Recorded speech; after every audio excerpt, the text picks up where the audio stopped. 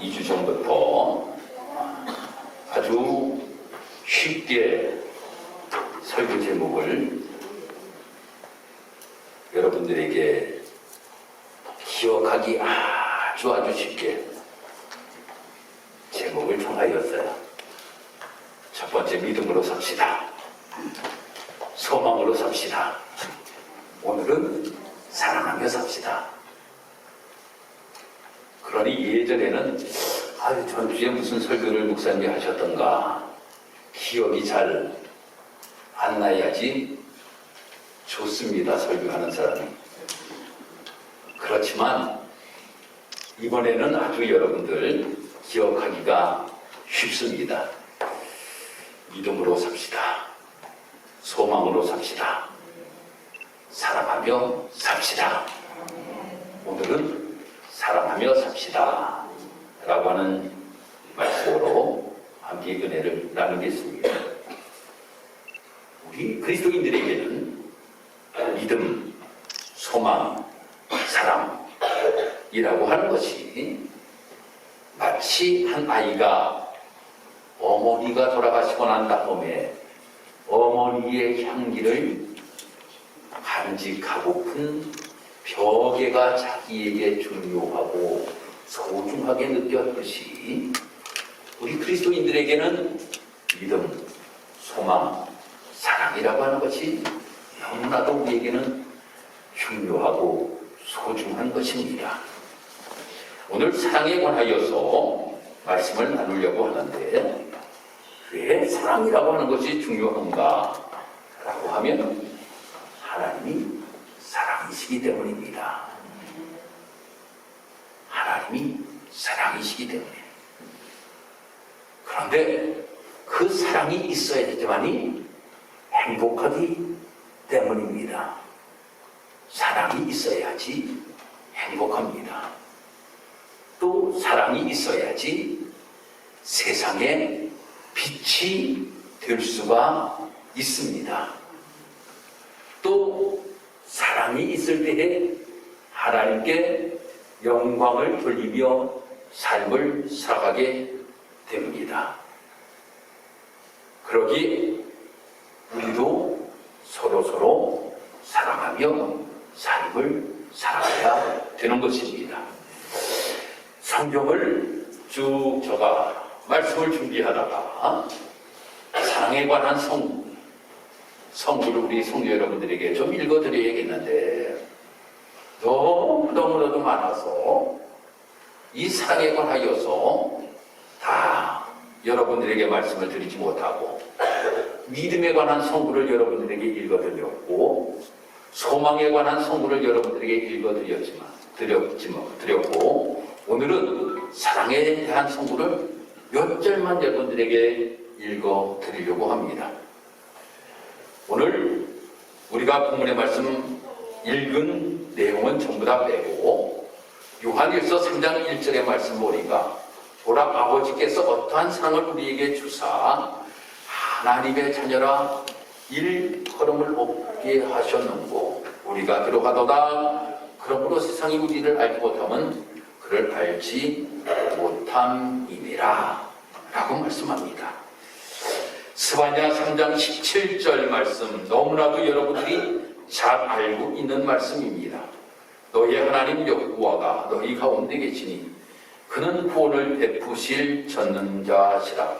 그가 너로 인하여 기쁨을 잊지 못하여 하시며 너를 잠잠히 사랑하시며 너로 인하여 즐거이 부르며 기뻐하시리라 하리라. 데살로니가 후서 2장 16절 17절 말씀 보니까 우주 예수 그리스도와 우리를 사랑하시고 영원한 위로와 좋은 소망을 은혜로 주신 하나님과 우리 아버지께 너희 마음을 위로하시고 모든 선한 일과 말에 굳게 하시기를 원하노라 라고 말씀이 기록되고 있어요. 요한복음 13장 34절 말씀, 새 계명을 너희에게 주노니 서로 사랑하라. 내가 너희를 사랑한 것 같이 너희도 서로 사랑하라. 요한복음 17장 26절 말씀, 내가 아버지의 이름으로 저희에게 알게 하였고 또 알게 하리니 이는 나를 사랑하신 사랑이 저희 안에 있고 나도 저희 안에 있게 하려 함이니이다. 로마서 8장 39절 말씀, 높음이나 깊음이나 다른 아무 피조물이라도 우리를 우리 주 그리스도 예수 안에 있는 하나님의 사랑에서 끊을 수 없으리라.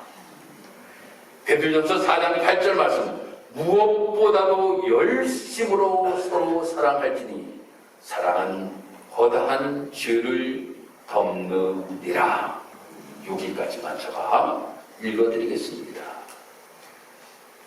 이렇게 사랑에 관하여서 성경은 우리에게 하나님은 사랑이시고 사랑으로 그 독생자 예수를 우리들에게 보내주셨고 우리들도 마땅히 사랑하며 삶을 살아가야 된다 라고 하는 것을 말씀하고 있습니다. 그러면 사랑이라고 하는 것은 무엇이냐 라고 하는 겁니다. 어떤 글을 적어 보니까 어떤 분이 이렇게 썼더라고요. 사랑이란 예쁘지 않은 것을 예쁘게 보아주는 것이 사랑이다. 좋지 않은 것을 좋게 생각해 주는 것이 사랑이다. 싫은 것도 잘 참아주면서 처음만 그런 것이 아니라 나중까지, 아주 나중까지 그렇게 하는 것이 사랑이다. 이런 글이 있더라고요. 아주 동감이 되더라고요. 예쁘지 않은 것을 예쁘게 보아주고 좋지 않은 것을 좋게 생각해주고 싫은 것도 잘 참아주고 잠깐 참아주는 것이 아니라 끝까지 참아주는 것, 이것이 사랑이다 라고 이렇게 글을 썼더라고요. 사도 바울은 사랑에 관하여서 이렇게 말씀합니다. 사랑이란 오래 참고 온유하며 투기하는 자가 되지 아니하며 자랑하지 아니하며 교만하지 아니하며 무례히 행치 아니하며 자기의 유익을 굳지 아니하며 성내지 아니하며 악한 것을 생각하지 아니하며 불의를 기뻐하지 아니하며 진리와 함께 기뻐하고 모든 것을 참으며 모든 것을 믿으며 모든 것을 바라며 모든 것을 견디는 것이 사랑이다. 사도 바울은 이렇게 사랑을 정의하였습니다. 그런데 오늘 이 사도 요한은 사랑이란 무엇인가에 관하여서 이렇게 정의하고 있습니다. 사랑은 하나님은 사랑이시라. 사랑은 하나님께 속한 것이라. 우리가 하나님을 사랑한 것이 아니요 하나님이 우리를 사랑하시는 것이라. 보라, 어떠한 사랑을 우리에게 주셨는가? 말과 혀로만 사랑하지 말고 오직 행함과 진실함으로 사랑하는 것이 참 사랑이다 라고 이렇게 사도 요한은 정의하고 있습니다.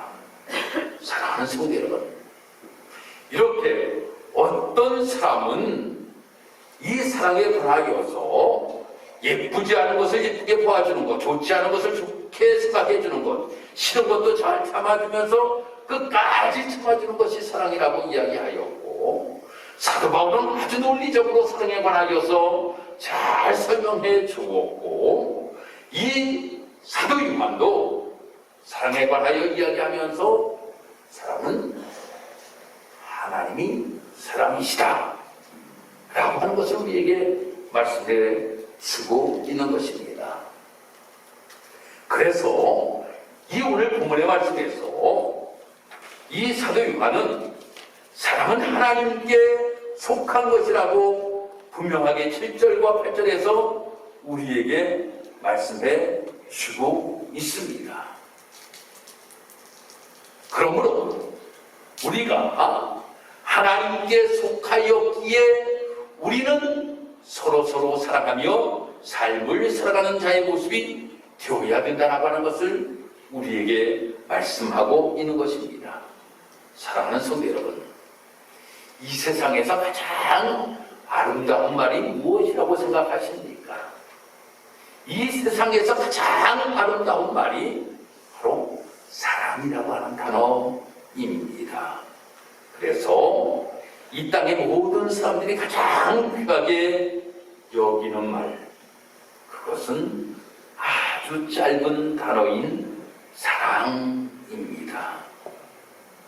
우리가 옛날 사람들도 사랑하며 삶을 살아갔다라고 하는 것은 우리가 사극을 보게 되면 이 사극의 주제도 무엇인가 하면 꼭 사랑에 관하여서 나오는 모습들을 우리는 보게 됩니다.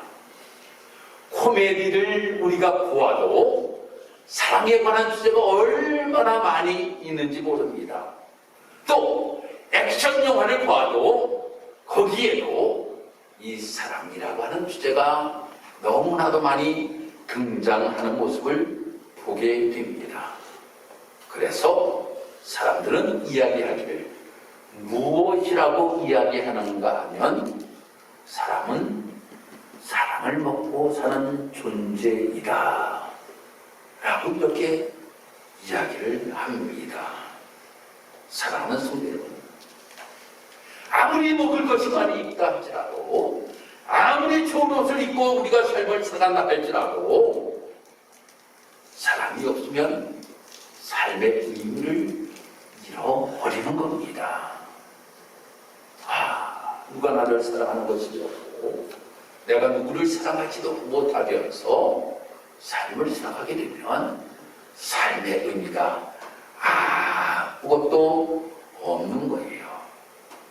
그러면 그 사랑의 근원이 무엇인가에 관하여서 오늘 이 본문은 우리에게 너무나도 잘 설명해 주고 있습니다. 사랑은 하나님께 속한 것이다 라고 이렇게 우리에게 말씀하고 있습니다. 즉 사랑이라고 하는 것이 하나님의 본질임을 분명하게 우리에게 말씀하고 있습니다. 즉 사랑은 하나님의 속성이라고 하는 겁니다. 그러기에 우리가 삶을 살아가면서 우리가 하나님의 자녀로 이 땅에서 삶을 살아가기 때문에 사랑의 근원이 되시는 하나님께로부터 우리가 이 사랑을 받고 삶을 살아가기에 우리는 당연히 모든 사람들을 사랑하며 삶을 살아가야 된다고 하는 것을 말씀해 주고 있는 것입니다. 하나님이 우리를 얼만큼 사랑하셨는가 라고 하는 것은 천지 창조에서부터 하나님이 우리를 엄청나게 사랑하셨다라고 하는 것을 알게 됩니다. 첫째 날 빛을 하나님께서 만드십니다. 둘째 날 하나님께서 하늘을 만드십니다. 셋째 날 하나님께서 바다를 만드셔요. 하나님께서 이 모든 것들을 만드신 다음에 마지막에 우리 인간을 만드십니다. 이것이 우리를 향한 하나님의 사랑이라고 하는 겁니다. 여러분, 한번 여러분들이 이 땅에 태어났는데 빛이 없이 여러분들 태어났다라고 한번 생각해 보세요. 어떻겠습니까? 공간에 아무것도 없는, 자연이 아무것도 없는 이 공간 속에서 우리가 삶을 살아간다라고 한번 생각해 보셔요. 어떻겠습니까? 하나님께서는 우리 인간을 얼만큼 사랑하셨는지, 이 땅에서 우리 인간들이 삶을 살아갈 수 있는 모든 것들을 먼저 만드시고 난 다음에 우리를 만드셨다라고 하는 겁니다. 이것이 너무나도 큰 하나님의 사랑이라고 하는 겁니다. 그러기 우리는 이러한 하나님의 놀라우신 사랑을 힘입어 삶을 살아가기에 하나님을 사랑하며 또한 하나님의 사랑으로 만들어진 우리들이 당연히 서로서로 사랑하며 삶을 살아가는 자의 모습이 되어야 됨을 우리에게 말씀해 주고 있습니다. 또 하나님은 우리를 얼마만큼 사랑하셨는지에 관하여서도 말씀이 기록이 되고 있어요. 오늘 9절과 10절의 말씀을 우리가 보면 독생자를 이 땅에 보내신 사건에 관하여서 말씀을 하고 있습니다. 사랑하는 성도 여러분, 우리를 살리시기 위하여서 영원히 죽을 수밖에 없는 우리들이었는데 우리를 살리기 위하여 독생자 예수 그리스도를 이 땅에 보내주셨다라고 하는 겁니다. 제가 언젠가 여러분에게 말씀드렸던 것 같습니다. 이 말씀을 드리다가 항상 말씀을 준비하며 생각나는 것이 하나님께서 이처럼 우리를 사랑하셨구나 라고 하는 것을 생각하게 하는 그러한 예전의 추억이 떠오릅니다. 저는 밑으로 여동생이 5명이 있습니다. 넷째 여동생이 태어났을 때 강원도 홍천의 팔봉교회라고 하는 교회를 아버님이 목회를 하고 계셨는데 그때에 초등학교 교사이신 송병진 집사님이 계셨습니다. 지금은 춘천의 동원감리교회의 장로님이신데 그 송병진 장로님 또 이경옥 그 권사님이 아버님과 어머님을 찾아오신 거예요. 그 송병진 집사님 그 시대에 집사님은 아들만 둘이 있었습니다. 그래서 목사님 우리가 그 따님 하나 데려다가 저희들이 잘 키우겠습니다. 그러니 목사님 딸 저희 가정에 보내주세요 라고 이렇게 말씀을 하셨어요. 고민을 많이 하시더라고요. 저는 그래도 그때가 나이가 그래도 철이들 나이이잖아요. 그때 저는 그래도 초등학교 고학년이었습니다. 그러니 말씀 나누는 것을 다 제가 들었지요. 그러더니 두 분이 의견이 하나 되는데 힘이 들어도 우리가 키웁시다 라고 이렇게 의견이 모아져서 송집사님에게 안 되겠어요. 아마도 우리가 키워야 되겠습니다 라고 이렇게 말씀드리는 것이 생각이 나요. 우리가 생각해보면 아들은 하나 있으니까 됐잖아요. 딸이 이로 셋이 있고 넷째 딸입니다. 그러면 하나 주어도 되잖아요. 잘 키워준다는데 줘도 되잖아요. 그런데 못 주시더라고요.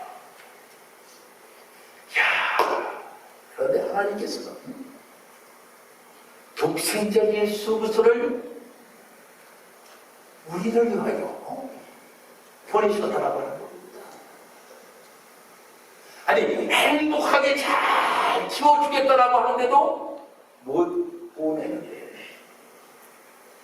하나님께서 이 땅에 예수 그리스도를 보내면 엄청난 고난을 당할 것을 하나님은 아셨다라고 하는 거예요. 우리를 위하여 십자가를 지셔야 된다라고 하는 것을 하나님은 아셨다라고 하는 겁니다. 예수님은 우리가 똑같은 고통을 겪으셔야 되는 것도 아셨다라고 하는 거예요. 왜인가 하면 예수님께서는 육신의 몸을 입고 이 땅에 오셨기 때문입니다. 여름에 손에 못을 박으면 그 엄청난 아픔이, 창에 허리에 찔리면 엄청난 아픔이, 가시관을 머리에 쓰면 그 엄청난 아픔이 있을 것을 하나님은 아셨더라고 하는 거예요. 그런데도 우리를 위하여 예수 그리스도를 이 땅에 보내주셨다라고 하는 겁니다. 그 큰 하나님의 사랑입니다. 그 크신 하나님의 사랑이에요. 그러한 사랑을 하나님께서 우리에게 보내주셨다라고 하는 것이 요한복음 3장 16절의 말씀입니다. 하나님이 세상을 이처럼 사랑하사 독생자를 주셨으니, 할렐루야. 하나님이 세상을 이처럼 사랑하사 독생자를 주셨다라고 하는 겁니다. 하나님이 얼만큼 우리를 사랑하셨는지에 관하여서 우리에게 분명하게 말씀하고 있는 것입니다. 이러한 사랑을 우리가 받았어요. 오늘 이 사도 요한은 이야기하기를 너희들이 땅이 마땅히 사랑하며 삶을 사랑하는 자의 모습이 되어야 된다고 하는 거예요. 왜인지 아십니까? 오늘 11절의 말씀 보니까 사랑하는 자들아 하나님이 이같이 우리를 사랑하셨은즉 우리도 서로 사랑하는 것이 마땅하도다 라고 이렇게 말씀하고 있어요. 마땅하도다. 헬라어를 단어를 찾아보니까 마땅하도다 라고 하는 이러한 단어가 오페일로멘이라고 하는 이러한 단어를 사용하고 있어요. 오페일로멘이라고 하는 이러한 단어의 뜻이 무엇인가 하면 의무입니다. 의무. 해도 되고 안 해도 되는 것이 아니라 마땅히 우리가 사랑하며 삶을 살아야 된다고 하는 것을 말씀하고 있다고 하는 거예요. 여러분, 우리가 대한민국에서 삶을 살아가고 있잖아요. 그러면 우리가 삶의 의무는 지키며 삶을 살아가야 됩니다. 납세의 의무를 우리가 해야 됩니다. 국방의 의무를 해야 됩니다. 교육의 의무를 해야 됩니다. 근로의 의무를 해야 됩니다. 대한민국 국민이라고 하면 당연히 세금 내고 남자들이면 군대 가야 되고 말입니다. 또 마땅히 의무 교육을 받아야 되고 우리가 주어진 데 뒤에서 일을 하며 삶을 살아가는 것이 우리 대한민국 국민이 삶을 살아가야 될 의무라고 하는 거예요. 우리 하나님께 속하였어요. 하나님께 속하였습니다. 하나님께 속한 우리에게도 의무는 우리에게 말씀하고 있습니다. 마땅하도다.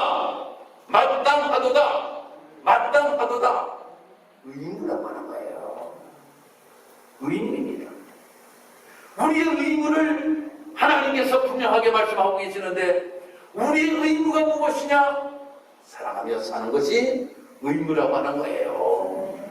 우리 옆에 분들 다시 한번 주님의 이름으로 사랑합니다. 또 괜히 사랑합니다 그러면 옆에 앉으셨던 분들 또 괜히 이성적으로 더 사랑한다 그럴까 봐. 우리 주의 이름으로 사랑합니다. 주의 이름으로 사랑합니다.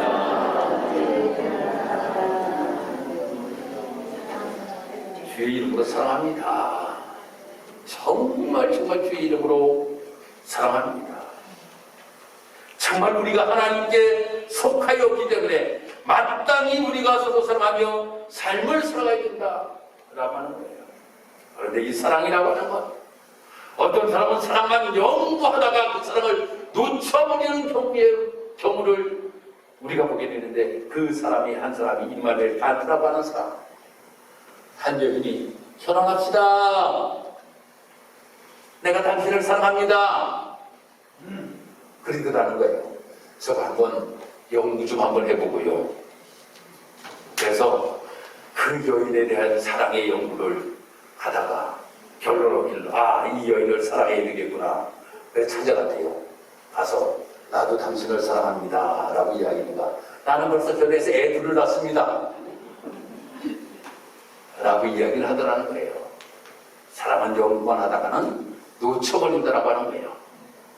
그래서 예수님께서는 사랑을 실천하며 삶을 살아야 된다고 하는 것을 우리에게 늘 말씀합니다. 우리가 성경을 읽어보면 누가복음 10장의 말씀에 어떤 율법 교사가 찾아와서 예수님에게 묻습니다. 뭐라고 묻습니까? 예수님, 무엇을 하여야 영생을 얻을 수 있습니까? 라고 이렇게 예수님이 물어요. 그때 예수님께서 사마리아 사람 비유를 듭니다. 어떤 사람이 여리고로 내려가다가 강도를 만났다. 근데 제 사람도 그냥 지나가 버리더라. 내 일도 그냥 지나가 버리더라. 근데 사마리아 사람이 그 사람을 발견하고 자기의 나중에 태우고 자기의 경비를 다 들여서 치료해 주었다.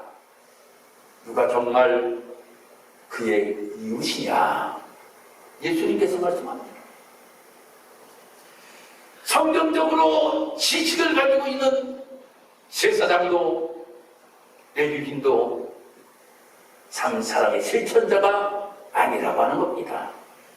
알고 있는 것이 사랑의 실천자가 아니라 몸으로 사랑을 표현하는 것이 사랑이라고 우리에게 말씀해 주고 계시는 거예요.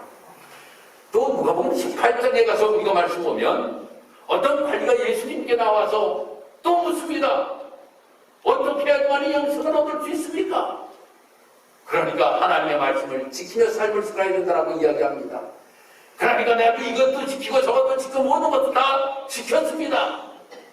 근데 예수님께서 너에게 한 가지 부족한 것이 있어. 너가 많은 재산을 가지고 있지. 그것을 팔아가지고 가난한 자들에게 나누어 주라. 라고 하니까 근심하며 돌아갔더라. 라고 말씀이 기록되고 있어요. 근심하고 돌아갔더라. 그 사랑을 너가 머리로 알고 있는 것 거기에서 멈춰 있는 것이 아니라 그 사랑을 실천하며 삶을 살아야 된다고 하는 거예요. 그 다음 장으로 넘어가며 다시 누가복음 19장의 말씀에서는 삭개오에 관하여서 말씀이 기록이 되고 있습니다.